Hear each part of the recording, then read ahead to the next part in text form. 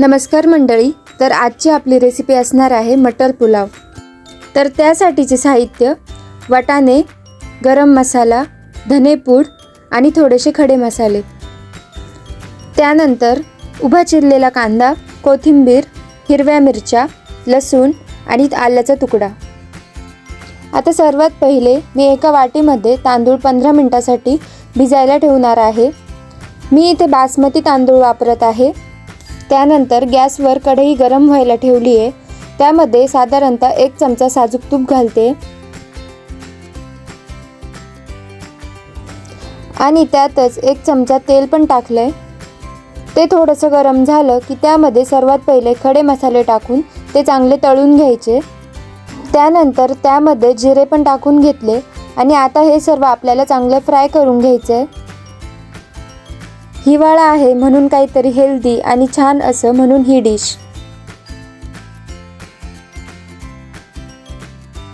आता हे मसाले फ्राय झाल्यानंतर त्यातच आपल्याला कांदा टाकायचा आहे आणि तोही चांगला गोल्डन ब्राउन होईपर्यंत परतून घ्यायचा आहे।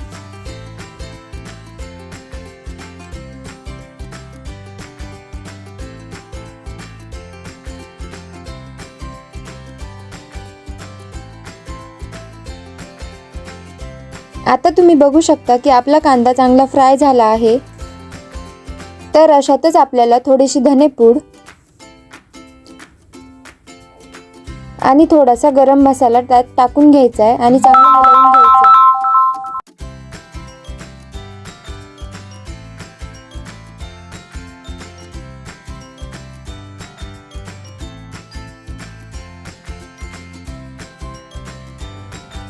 आता मसाले चांगले मिक्स झाले की त्यात आपल्याला हिरव्या मिरच्या, लसूण आणि कोथिंबीर हे मी वाटून घेतलं होतं, तर ते वाटण आपल्याला त्यात टाकून घ्यायचे आणि चांगलं मिक्स करून घ्यायचे।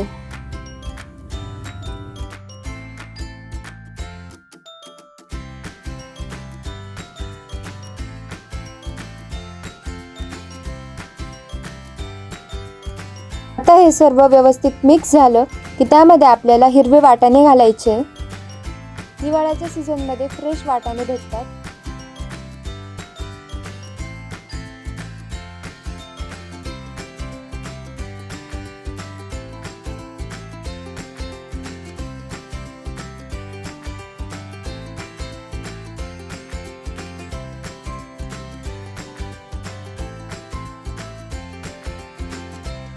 आता हे व्यवस्थित मिक्स झालं की यामध्ये आपल्याला आपण जे तांदूळ 15 मिनिटं भिजायला ठेवले होते ना, ते घालून घ्यायचे।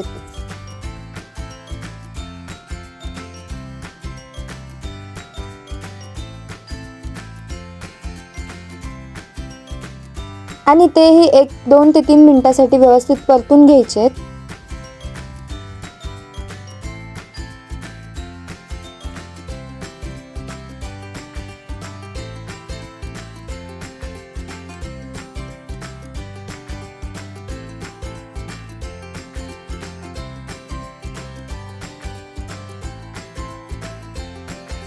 आता 2 ते 3 मिनिटांनंतर व्यवस्थित मिक्स झाल्यानंतर त्यामध्ये आपल्याला गरजेप्रमाणे पाणी घालायचे आणि भात शिजवून घ्यायचा आहे।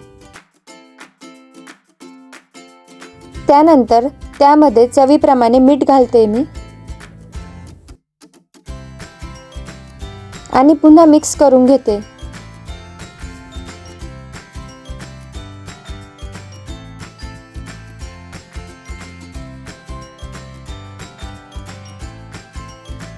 त्यानंतर त्यावर भरपूर बारीक चिरलेली कोथिंबीर घालते।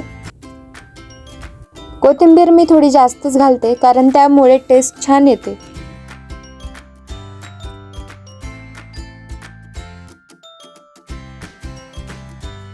पुन्हा एकदा मिक्स करून घ्यायचं आणि मिक्स झाल्यानंतर साधारणतः 1 उकळी काढून घ्यायची मोठ्या गॅसवर आणि नंतर साधारणतः 8 ते 10 मिनिटांसाठी आपल्याला बारीक गॅसवर झाकण ठेवून हा भात शिजवून घ्यायचा आहे।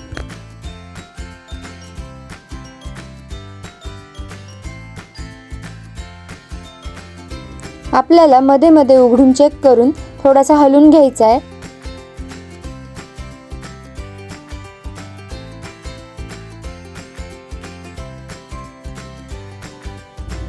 आता तुम्ही बघू शकता की आपला पुलाव तयार आहे आणि खूप मोकळाही झाला आहे.